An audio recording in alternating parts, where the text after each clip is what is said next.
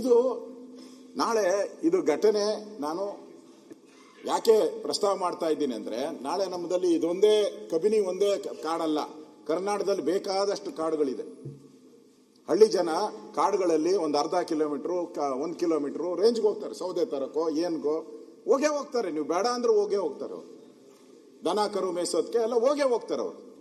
ಇದೊಂದು ಇನ್ಸಿಡೆಂಟ್ ನೀವು ಕರೆಕ್ಟಾಗಿ ಏನಾನ ನೀವು ಕ್ರಮ ಆಗಿಲ್ಲ ಅಂದ್ರೆ ನಾಳೆ ಕಾಡೊಳಕ್ಕೆ ಯಾವನು ಹೋಗಂಗೆ ಇಲ್ಲ. ಹಂಗಾರೆ ಬದುಕೆ ಅಲ್ಲಿ ಕಟ್ಕೊಂಡಿರ್ತಾರೆ. ನೀವು ಬಹಳಷ್ಟು ಜನ ಕಾಡಿನಲ್ಲಿ ವಾಸ ಮಾಡೋರು ಬದುಕನ್ನೇ ಅಲ್ಲಿ ಕಟ್ಕೊಂಡಿರ್ತಾರೆ. ನಾನು ಹೋಗಿದ್ದೀನಿ, ಅಲ್ಲಿ ಗ್ರಾಮ ವಾಸ್ತವ್ಯ ಮಾಡಿ ಬಂದಿದ್ದೀನಿ. ಅದೇ ಕಾಡಲ್ಲಿ ನಾನು ಕೂಡ ಗ್ರಾಮ ವಾಸ್ತವ್ಯ ಮಾಡಿದ್ದೀನಿ. ನಾನು ಅಲ್ಲಿಗೆ ಅದರಿಂದ ನನಗನ್ಸೋವಂಥದ್ದು ಈ ಹತ್ತಿರದಿಂದ ಯಾಕೆ ಗುಂಡುಗಳು ಬಂತು ಅನ್ನೋದು ಕೂಡ ನಮ್ಮ ಪ್ರಶ್ನೆ. ಮುಖ್ಯವಾಗಿ ಇಷ್ಟಕ್ಕೆ ನಾನು ಆಗಿದ್ರೆ ಇದ್ರ ಬಗ್ಗೆ ಖಂಡನ ನಿರ್ಣಯ ಮಾಡಿದ್ದಾರೆ. ತಮಿಳುನಾಡಲ್ಲಿ DMK ಅವರು ಖಂಡನ ನಿರ್ಣಯ ಮಾಡಿದ್ದಾರೆ.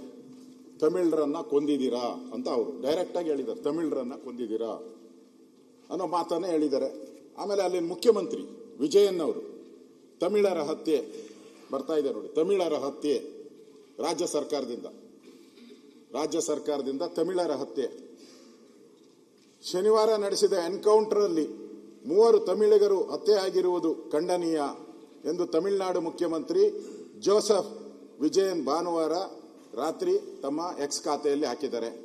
ಈ ಘಟನೆ ಕುರಿತು ಕರ್ನಾಟಕ ಅರಣ್ಯ ಇಲಾಖೆ ನೀಡಿರುವ ವಿವರಣೆ ಸ್ವೀಕಾರಾರ್ಹ ಅಲ್ಲ ಅಂತ ಹೇಳಿದ್ದಾರೆ.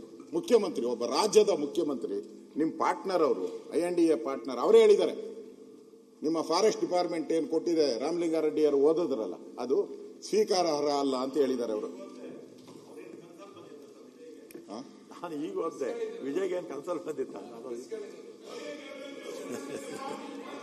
ಕರೆಕ್ಟ್ ಆಗಿ ಹೇಳಿದ್ರಿ. ಹಂಗಾರೆ ಲಾಯಕ್ಕಿಲ್ಲ ಅಂತಾನೆ ಅವ್ರ ಮುಖ್ಯಮಂತ್ರಿಗೆ.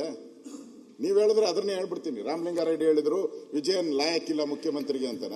ಸಭಾಧ್ಯಕ್ಷರೇ, ಇದೇ ಕಾಲೇಜಿನ ಅಶೋಕಣ್ಣ 20 ಜನ ನೀಟ್ ವಿದ್ಯಾರ್ಥಿಗಳು ಆತ್ಮಹತ್ಯೆ ಮಾಡಿಕೊಂಡು ತೋರಿಸಲಿಲ್ಲ.